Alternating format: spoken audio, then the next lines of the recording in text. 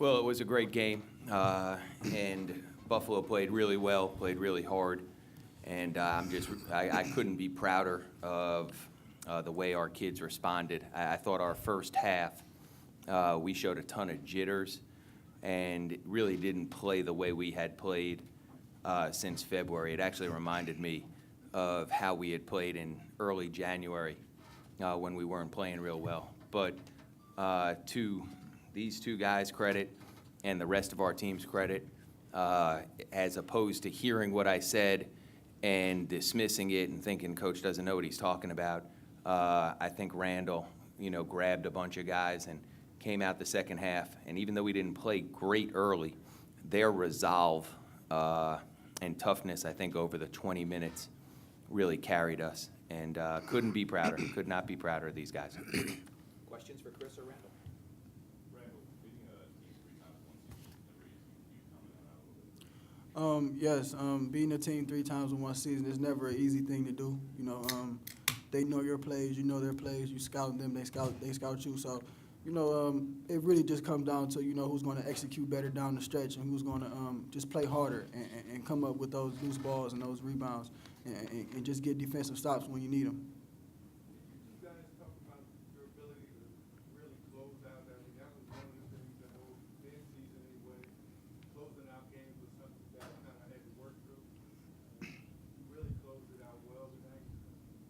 Just kind of address that, being able to do that, particularly like this one I just think that's just our will, to win. I mean, at the end of the day, we kind of get tired of losing, especially games that we know we had or we should have won. So, Chris been coming through for us in the stretch, and that's been great. We need him to keep doing that.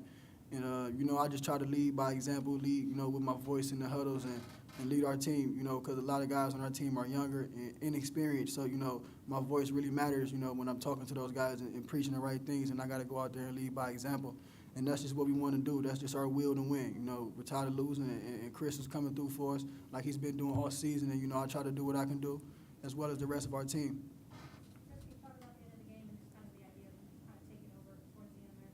Oh, well, yeah, Coach Cindy, he just called my number, staying ready, and he told me don't settle. I think in the first half, I was settling for a little bit of jumpers a little too early in the shot clock. So in the second half, I definitely had the mindset to attack the rim, and I was able to get in the lane and finish and create plays from others as well. So I definitely had the mindset to attack the lane more in the second half. Chris, I'm wondering about the last 2 baskets you made. There's a little drive, step back, jumper, and then the juke and scoot. Were you kind of making that up? What did you call that? What did you call that? I like that. I like that. Oh, at the moment, I just had it going. I was feeling it. It was basically off momentum. So I seen the first time I hit him with the hesitation, and he kind of stayed back. So the second time, when the shot clock was running down, Wayne got the ball, and he kind of pressed up on me, and I was able to shake loose and finish throughout the lane. You got 2 first-team All-MAC guys out there, you and Javon. I mean, you're there for a reason. Did you feel like at the end of the game that it was incumbent on you to make your shots, or did it just come in the flow of the offense? Just in the flow in the offense, I think, like I said, Coach Cindy and the team, they have a lot of confidence in me. And down the stretch, they look for me to make plays, not only for myself, but for the team as well. So I was able to do that tonight, and it was definitely able to spread the game out a little bit for us and give us a little cushion. I just want to add to that. To me, the best thing that he did, obviously the scoring, but late when they collapsed on him, as opposed to trying to force up a shot, which, again, I think maybe 2 months ago he might have. He kicked it to Dev. He may disagree, but I'm going to say I think he would have. He kicked it to Dev, and Dev, was able to make that play where he didn't feel the need to have to do it himself. Him and Randal both have done such a good job this year of, as the year's gone on, trusting these other guys more, and the other guys have been playing better and earning that trust. So to me, as important as the baskets that he made, the fact that he didn't try to force something up, we're up 2. Under 20 seconds to go, that he kicked it to Dev Manley, who then made the play that he needed to make is, it's a testament to both to Chris on that play, but both these guys in terms of how we're playing. Say again? Well, like you said, I seen, I think his name is Narakam. He was guarding Dev in the corner, and I was able to drive, and I drove it to Dev corner for a reason, for him to make a choice, and he stepped up and helped off Dev, and I threw it to him in the corner, and Dev gave him a up and under, I think, in a shot fake, and he got fouled, and he went to the line, hit 2 big free throws for us. Friday night was all about, it wasn't like you won, it was almost like Akron was all screwed up. Did you want to prove something tomorrow? Well, I mean, no disrespect to Akron, but, I mean, when you suit up, you're supposed to be ready. So if we would have lost, I don't think we would have made an excuse. We would have accepted it for what it was. So we're definitely happy we won, but that's not the highlight of our season. We definitely want to beat them again tomorrow when it really counts, and just definitely push forward. One second, can Randall comment on that aspect for Marlo's question, please? Yeah, we try not to focus our energy on that. Our energy is towards tomorrow night, towards getting this win and, advancing in this tournament. We worry about Kent State. Like I said, we worry about us. We don't really worry about any other team or what they got going on. So, we're just worrying about ourselves, coming ready to play tomorrow and ready to win. Of course, we want to win, and it'll be great to send Akron home. Especially for me, they sent me home out this tournament for the past 2 years. So, it'll be a great feeling to get this win tomorrow.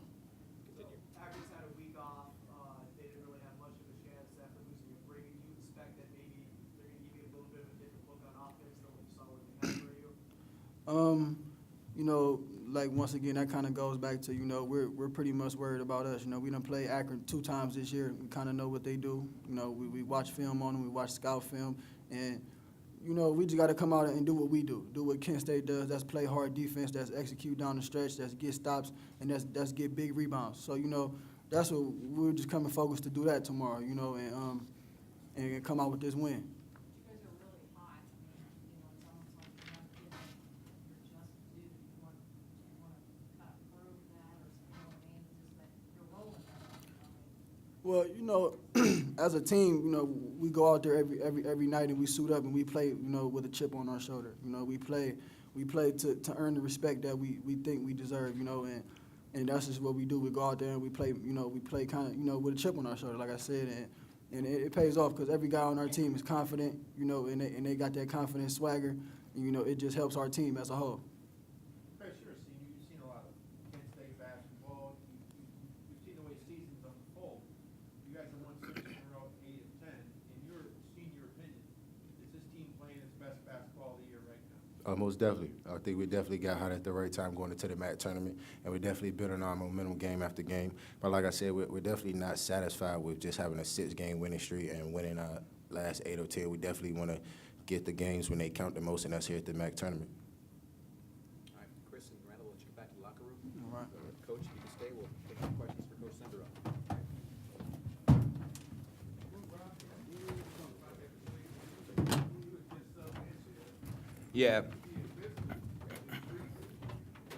Yeah, I subbed him in because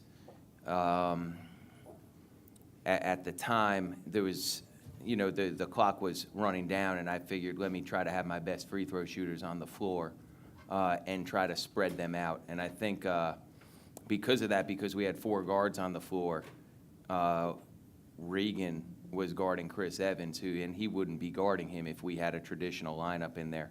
So because of that, you see the clock winding down, and I said, Chris, get the ball in everybody's space into, it's like we have a call for it. It's like our warrior set where we have somebody in the strong side corner. But we didn't run it. We just gave it to Chris, and everybody spotted up where they needed to be.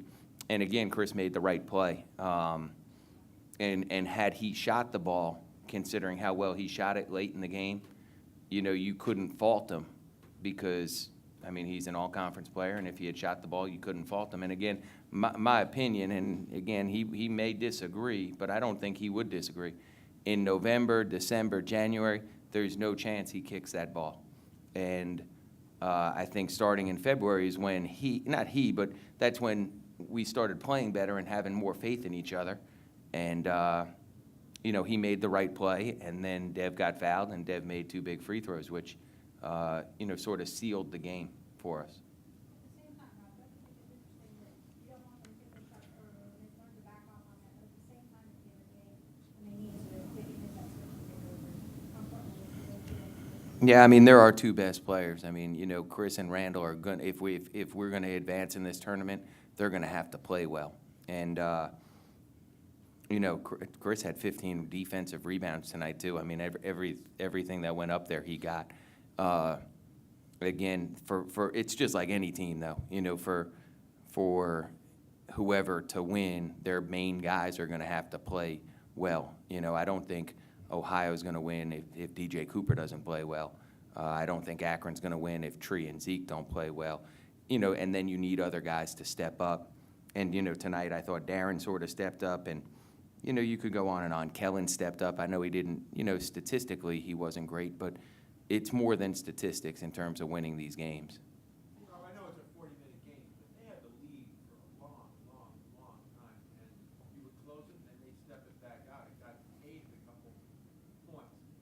Were you ever, I don't want to use the word worried, were you ever? Oh, no, I was worried. I'm not, you could use the word worried.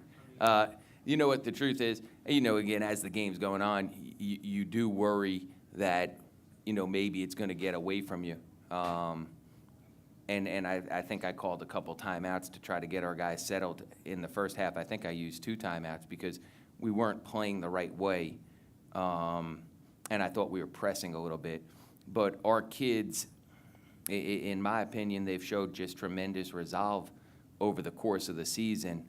I know Carducci, Dave, our SID / I don't know, he's got about 9 different roles, but he put together something for me today, which I didn't even realize, that, you know, Mark Henniger, I think this is his 3rd year, he had played 8 total minutes in a MAC tournament game.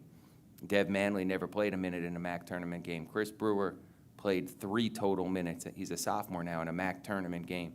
Darren obviously hasn't played in a MAC tournament game. Chris Evans, tonight he played 38 minutes. In his career leading up to now, he had played 34 minutes in a MAC tournament game. So, you know, I understand the jitterness first time out and the anxiousness, but the resolve for these guys to show that resolve, you know, I couldn't be prouder. I couldn't be prouder for these guys. And again, we returned 30% of our minutes from last year. For these guys to win 20 games and be in the MAC semifinals, I couldn't be prouder. Now, that we still feel like there's unfinished business for us, and that's how we're going to approach tomorrow. But, you know, these guys have really stepped up when things could have gone south. Rob, one question for me, and I'd like to comment from you about McCray. He, again, was simply phenomenal. He's a monster. He's an absolute monster. I mean, there's no other way to describe it. He's so good that it's almost impossible to guard him. You just have to hope that he misses some shots. You have to do the best you can to keep him off the glass, which I thought this was the first time that we've played him this year, and the first time that I can remember where we did a really good job making it tough for him to get offensive rebounds. And again, we're a little undersized with Darren, Henny, but they did a great job really focusing on keeping him off the glass because he's just really, really hard to guard. In the final minutes, the way it transpired, and it seemed like the last minutes of the second game, when you Yeah. played late. Very much so. Very similar to the last time that we played them at home. It was one of those where you never felt comfortable,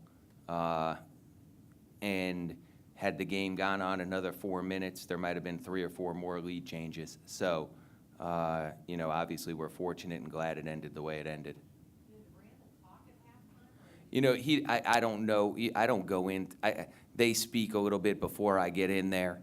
I know, and again, I was told this from one of my assistants, that coming off the court, he sort of jumped Darren, because I thought Darren didn't pass the ball in the first half. You know, and we need Darren to score a little bit, but we also need him to play the right way. And I thought in the first half, he, as much as anyone, you know, he's a really good distributor for us, and he really facilitates our offense. When we're good offensively, he's driving, and we have guys spotted up. They're, you know, we're moving the ball. I thought our ball movement in the second half was significantly better, starting with him. And to answer your question, I don't hear what goes on, but afterwards I was told, because I sort of said that to our guys at halftime. One of my assistants, I think it was Coach Holt, I think he said, coming off the court, Randal said the exact same thing to Darren that I said at halftime. And you know, to Darren's credit, again, Darren's such a coachable kid that if you tell him something, he really does try to put it in his game and implement it. And I think he realized, you know what, I need to move the ball, and eventually it gets back to you, and now you get a layup instead of a contested jumper. And he just moved the ball much, much better, and it helped our offense in the second half. Where'd Randall get those shoes? I have no idea. Shoot. I don't ask questions. If that's what makes you happy, that's what makes you happy. Randall said he doesn't seem to care too much about what Akron does wrong. From the coach's standpoint, do you anticipate seeing that they're doing something a little different than what they've done previously? Well, they had a week to prepare. They didn't have any time to prepare for us, and they've had a week to prepare. So I'm sure they'll make some adjustments. I mean, Keith's a great coach. I'm sure they'll make some adjustments, and you know, for us, we just got to play as hard as we can for as long as we can, and compete on the glass, which, you know, they're obviously the best rebounding team in the league. So, you know, we'll see how it goes.